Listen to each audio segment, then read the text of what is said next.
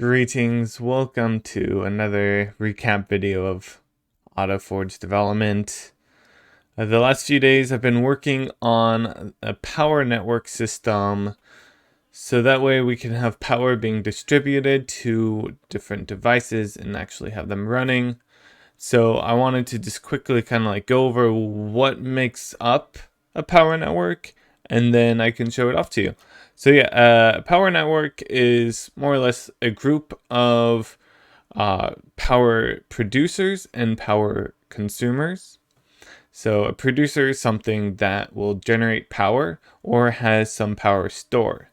And so in AutoForge, I know I haven't really talked much about the actual goal for the game, but one thing I want to do kind of differently is have it so that power is coming from magic. And so it's going to be a little bit different from the typical coal going into some steam engine or boiler that then pushes steam into steam engine or whatever, something like that. So we're gonna have magic instead, which I think will be cool, and will give us some flexibility, some room for creativity.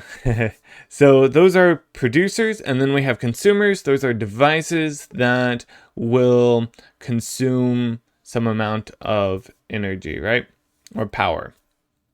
And our consumers will be devices that are typically performing some task and not directly working with items in the physical world. And that's kind of like the rule of thumb I'm using. The reason for that is we want to have things be consistent, and if power changes how the items are moving around in the physical world, that could quite possibly mess things up, because we want reliability in that system, since we are using physics, which in of itself is a little bit unpredictable, right? So we want to make sure that if you set up some production line, it's going to continue working regardless if it's powered or not. And also it's just a little tedious to have to power all of your conveyor belts or something. So those are the consumers and producers, and then we have the distributors, which are connecting all of these together, and they are what truly form the power network, right?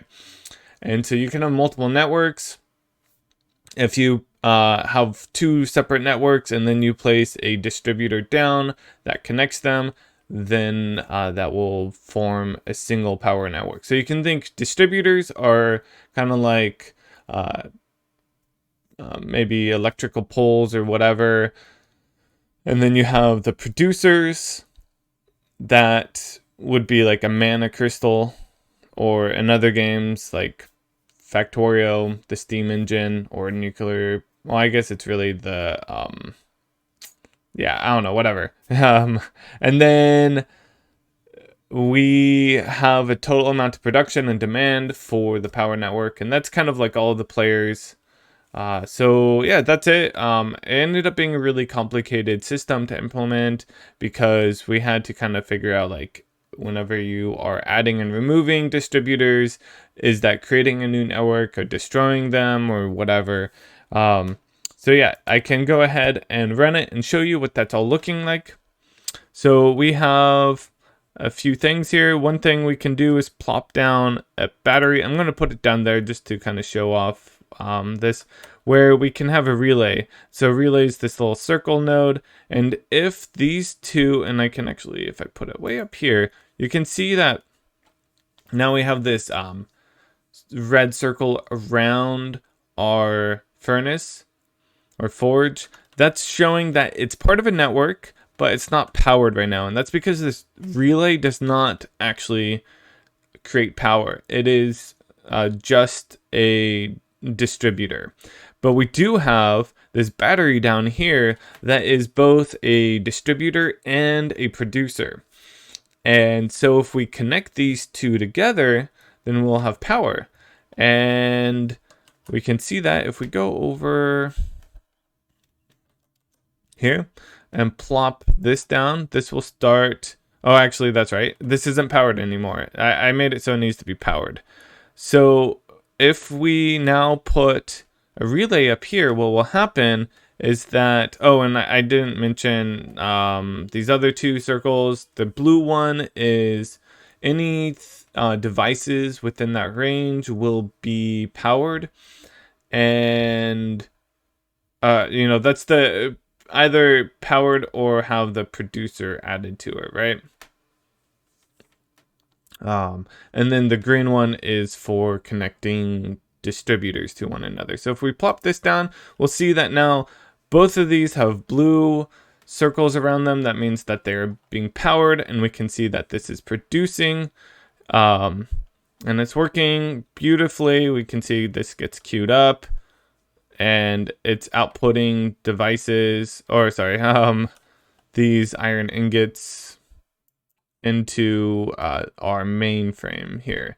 And we can also see that there's a little line that's connecting these, indicating that they are in fact connected. Oh, and hey, look, our battery ran out of power. And so now both of our devices stopped, our drill stopped, as well as our forge, and they're just waiting for some new power. So if we plop down another battery over here, then now that is added. And actually, that's kind of surprising. I think that this should technically be added, so that is possibly an issue that I need to fix. I know if I place this down, then that would be powered. But yeah, it looks like that might be an issue where some weird thing is happening there. I'll have to look into that. So yeah, that is our power system. There's still some things to figure out with this, such as what do we do if we run out of power? If we are consuming more power than we are producing. So our demand exceeds our production. One possibility is that we could do something like Factorio, where we scale the consumer's productivity to the ratio of demand to, or production to demand. So that way, if we are, if our demand is twice the amount as our production, then we would be going at 50%. So things would just be running slower. We might do something else though. I'm not sure. Trying to figure out what would make the most sense for AutoForge. I was thinking maybe we could do something with the mana crystals and having it so the player needs to maintain them in some way, which is kind of, if you really break it down, it might end up being very similar to more or less feeding coal to a boiler. I'm not sure. Trying to figure out some other possibilities, such as trying to defend the mana crystal from monsters attacking. But really, I don't know yet. I think we kind of just have to wait on that until we get to the point that we have more systems in place and we can really play around with these things and see what feels good, what makes sense.